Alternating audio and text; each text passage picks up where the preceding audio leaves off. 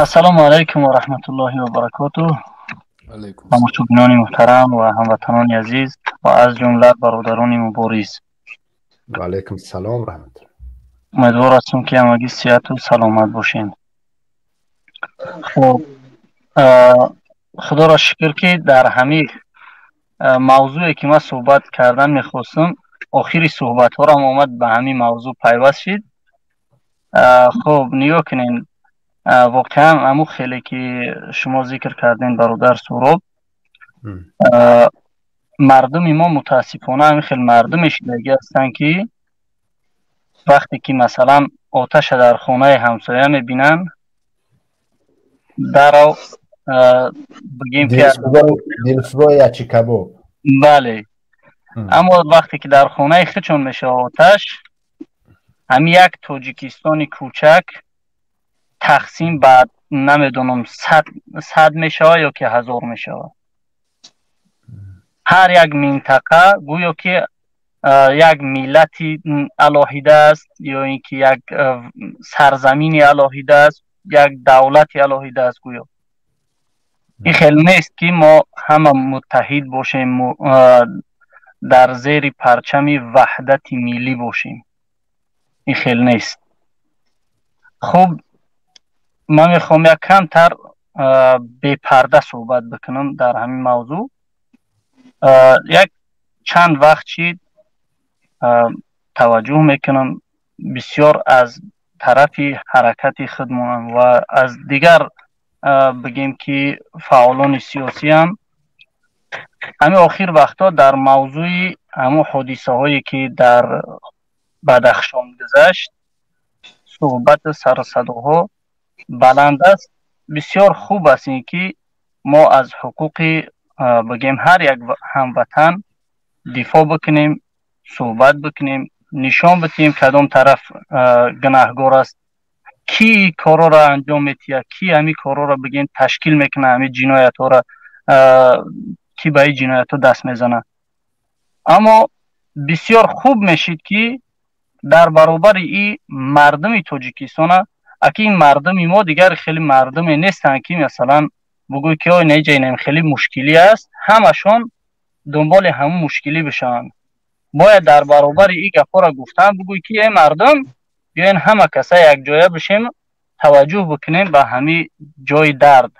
طوری که شیخ سعدی میگه بنی آدم اعضای یکدیگرند که در آفرینش یک گوهرند، چه عضو به درد آورد روزگار دیگر عضوها را نماند قرار. متاسفانه ما را چه خیلی واکسین زدگین یا اینکه چه خیلی اوکل زدگین مردم تاجیکستان که یک عضو به درد میآید دیگر عضوها پروا ندارند. مثلا نگاه کنین همین گروه 24 یا اینکه همین مردم بدخشان شاید فراموش کردگی هستن یا نمیدونن اصلا همین گروه 24 نامی همین 24 بدنش به یاد اونمو حادثه هایی که در بدخشان گذشت مانده شد، به یاد اونمو شهیدا، به یاد همه روزهای حادثه نامی گروه 24. و در گروه 24 شامل است هر یک بگیم که از هر یک منطقه تاجیکستان، یک نفر از دوشنبه است، یک نفر از کولاب است، یک نفر از دنقره است، حتی یک نفر از خوجند است. از هر یک منطقه تاجیکستان یک بگیم که اعضا داره گروه 24، یک تا و چند تا. اما در گروه 24 یگانه بگیم که همراه گروه 24 همکاری میکرد از بدخشان برادر معروف لنگرچیف. یعنی یگانه یک ماست بود که گروه 24 بگیم که به مردمی بدخشان داشت. همون من مطمئن هستم از همین یک تظاهراتی که در آلمان تشکیل شد ما رفتیم اشتراک کردیم، از همونجا من شخصا همین خیلی احساس کردم که برادر معروف لنگرچی رو از همون طرفی بگیم که بدخشان امر شیدگی است که چه از بین ما بکنن. یعنی همون یک ماسته که بدون همون را کندن گرفتن. اما نگاه کنید که از همه زیادتر همین گروه 24 برای مردمی بدخشان گپ میزنن. در هر یک حادثه که در هر سالی که شید از همه زیادتر گروه 24 گپ میزنن.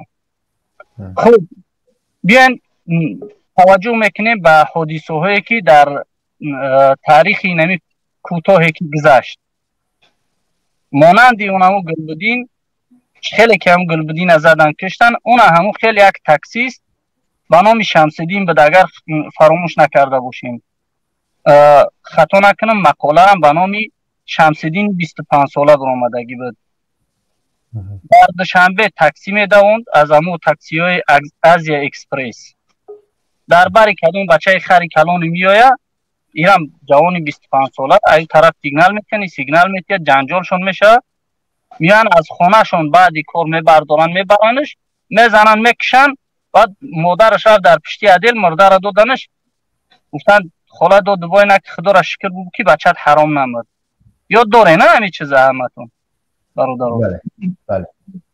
در مردن شمس‌الدین دوشنبگی 25 ساله، نه بدخشان خست، نه ختلان خست، نه خوجند خست، یگان کس نخست. یک اینه مقاله آمد، نیم خیلی بالای او پتی گذشت رفت، مثل همین شمس‌الدین. اگر خطا نکنم عمر بابایف بود، یک جوانی که از وحدت بود، برای ریش زدن کشتن، در دهن مردش عرق ریختن. بدبختو تهمتش زدن که پیانسکه بود. مثل این همین گلبدین زدن کشتنش، نه مردمی بدخشان خست، نه مردمی خوجند خست، نه ختلان خست. در همین گروه 24 گپ زدگی است. ما این گپا را برای اون نمیگم که کسی را تحقیر بزنم، مثلا طعنه بزنم، بلکه به خاطر این گپا گفته میشه که ما و شما نیاز به یک جا بدن داریم. مردم تاجیکستان بیاین ما هم یک تاجیکستانی خیلی خورده تقسیم و پاره پاره نکنیم. قرغن مثلا غرم کولاب بدخشان خوجندش نکنیم، دوشنبه نگیم. بیاین ما و شما تاجیکستانی بگیم. برای هر یک فردی تاجیکستان این همین خیلی برایم جان فدایی بکنیم. برای کوچکترین حقوق یک شهروند تاجیکستان همه یک جای بشیم گپ بزنیم. برادر ابوذر، من میخوام در سخنهای شما داشته اضافه کنم. درست است که بله نقطه خوب ذکر کردین. درست است که گروه 24 به خاطر خب همون تاریخ 24 ایول نامگذاری شده است، اون چیزی که سال 2012 در خاروق افتاد، یک مصیبت. خب درست است، اما بله شاید در ابتدا خب در میدان هم که پیشتر تنها بودیم دیگر گروه 24، شاید بله در ابتدا ما بودیم یگانه نفرایی که بیشتر حرف میزدیم، نه تنها در قضیه بدخشان. اگر شما که مثال بدخشان رو بوردین، بله در قدر، اما امروزها من در فکر نیستم که تنها ما باشیم. امروز دیگر حرکت ها هستند، مردم مستقل از خود دیگر مردم دیگر بیننده ها. و برای چی تا امروز گفتن که در حرکت ما نیست مردم از اون منطقه؟ بله از بدخشان هست، از بدخشان ما چندین نفرها داریم از بدخشان چندین نفرها داریم، اما اگر منظورتون از خود مرکز باشه، از خاروق اینجا باشه، بله از اونجا ما نداریم، اما از خود بدخشان ما چندین نفرها داریم. خب و برای چی که مردم نسبت دیگرها صدا بلند نمیکنن؟ ببینید متاسفانه این چیز حرف زدن در اینجا، وقتی که کلاب سرکوب کردن، مثال ببینید ده کودک بهانه کردن با تانک بتری، اما اکسا رفتن اون سالهای اولی هجومهای رحمانوف به منطقه بود. وقتی که هجوم کردن همه چشم ماشه پوشید، گفتن خب دیگر کلاب دست در منطقه مون نباشد، همه خاموش بدن. کلاب تمام کرد، روز دیگر رفت خوجند، رفت بعد رفت رشت، رفت باز رفت بدخشان، رفت. یعنی بنابرای هر منطقه چشم پوشیدن. امروز هر کسی باز در علاهیدگی داد میزنن، میگن که خب وقتی که بالای ما هجوم کرد رژیم شما خاموش بدین. دیگرش میگه که در وقتی ما در کردن اینا ما بیشتر بله از منطقه بدخشان میشنویم که میگن ما رو همه وقت تنها میگذاشتن، اما من این چیزا بالکل خطا میدونم، بالکل چیزی خطا است. این اشتباه هممون بود که ما در منطقه چشم پوشی میکردیم، اما خدا را شکر که این مرحله را گذاشتیم پشت سر کردیم. باز دیگر به اون مثل پیشتره نیست. ما خصوصا حرکت سیاسی گروه 24 نه برای یک بدخشانی، زرافشانی، کلابی، خوجندی حرف میزنیم، ما برای شهروند تاجیکستان حرف میزنیم. مهم نیست کجاست منطقهش. خب اما بعض نفرها تا امروز برای منطقه حرف میزنن، برای منطقه. اینجا شما نگرانی از اون کردین که برای چی، برای مثال بگم که گلبدین صدا بلند کردن، اما برای دیگران نه. فرق در این است که مادر گلبدین قهرمانی نشون داد، تابوت فرزندش گرفت نزد اداره حکومت رفت. اگر یک مادر دیگر در منطقه دیگر هم این کار بکنه، اسم فرزند اونم بالا می شود.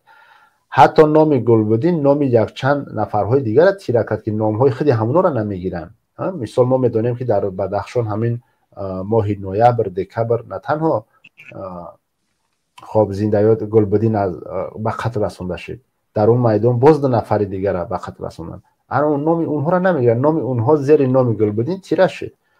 روزنامه نگارا هم قدر نمینرسن، خودی مردم همون منطقه هم نامهاشون از زیاد نمیگیرن، همگی گلبدین میگن.